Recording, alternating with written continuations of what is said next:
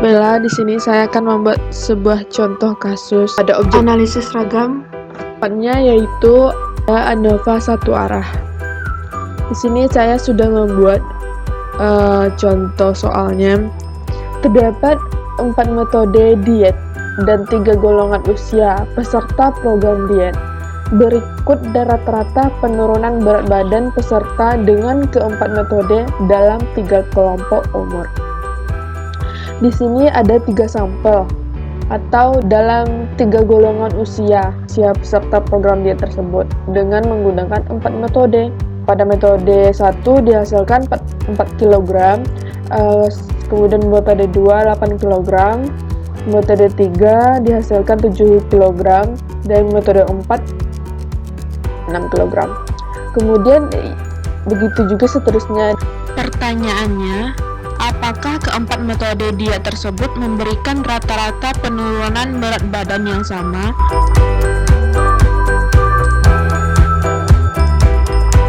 Maka selanjutnya kita akan lanjut ke SPSS.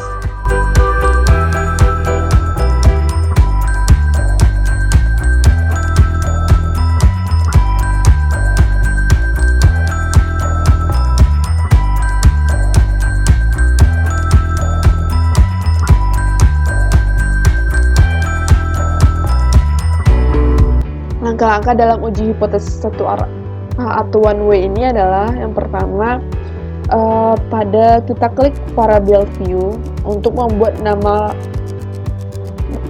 tabel atau nama kolom pada tabel.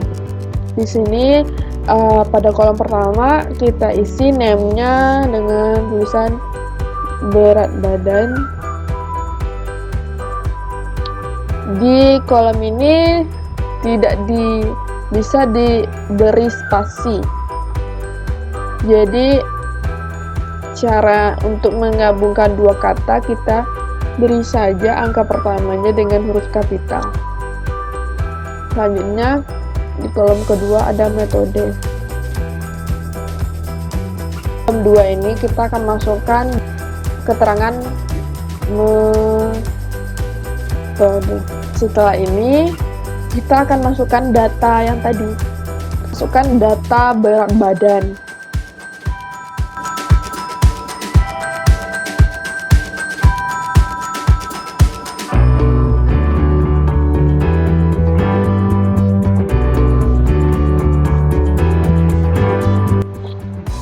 Kemudian kita akan masukkan data metode.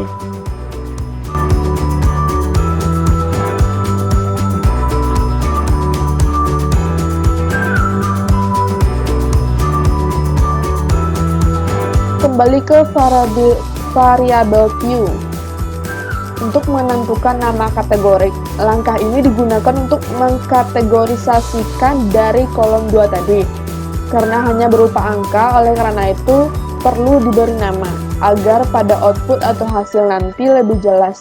Caranya kolom value untuk itu pada kolom metode pada kolom value ini kita klik yang tanda titik 3 ini dan maka akan muncul seperti ini. Pada value kita klik 1 dan pada label kita beri keterangannya metode 1.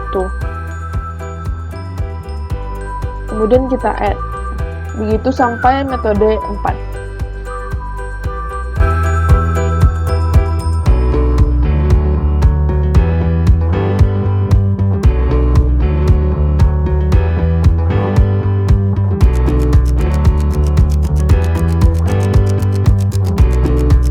Oke. Lanjut ke data view kembali.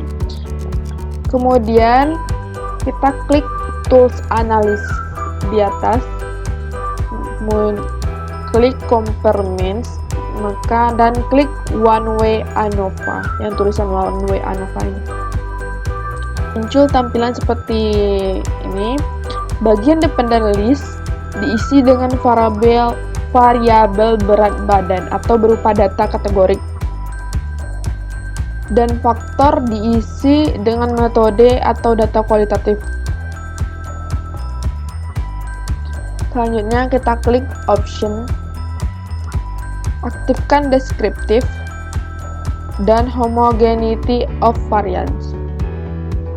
Continue dan klik OK. Maka akan muncul output seperti ini yang tertera di layar ini. Untuk output dari kasus ANOVA satu arah ini, pada bagian deskriptif, bagian ini memberikan informasi mengenai deskripsi dari tiap kelompok dan total. Deskripsi ini mencakup banyaknya data atau N, rata-rata atau mean, standar deviasi, standar error, interval kepercayaan dari rata-rata atau confidence interval, dan ada nilai minimum serta maksimumnya. Pada tabel test of homogeneity of variance, uji yang digunakan dalam uji homogeneous variance pada SPSS yaitu uji Leven. Perlu diperhatikan p-value atau signifikan. Perlu diperhatikan pada p-value atau signifikannya. Jika p-value atau signifikan lebih besar dari 0,05 atau alfa, maka keputusan terima H0, yang artinya setiap kelompok homogen atau sama. Sebaliknya, jika nilai lebih kecil dari 0,05 atau alfa, maka keputusan tolak H0 artinya terdapat perbedaan varians antar kelompok minimal 2 kelompok. Pada hasil di atas terlihat bahwa tolak H0 karena signifikannya kecil dari 0,05 atau alfa. Artinya terdapat perbedaan varians antar kelompok minimal 2 kelompok. Kemudian, pada tabel ANOVA, yang ketiga ini ya. Bagian ini menampilkan tabel ANOVA seperti pada materi ANOVA satu arah.